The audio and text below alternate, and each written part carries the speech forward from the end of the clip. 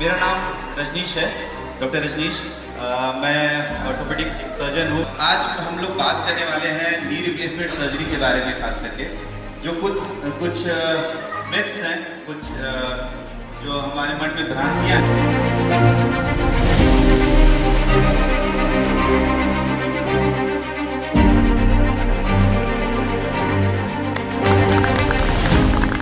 आपका मुड़ नहीं रहा है, उसे हम फिजियो करा रहे हैं, बार बार घुटना मुड़ नहीं रहा है, उसमें आर्थ्रोस्कोपी एक बहुत ही अच्छा उपाय है, जिससे आप पूरी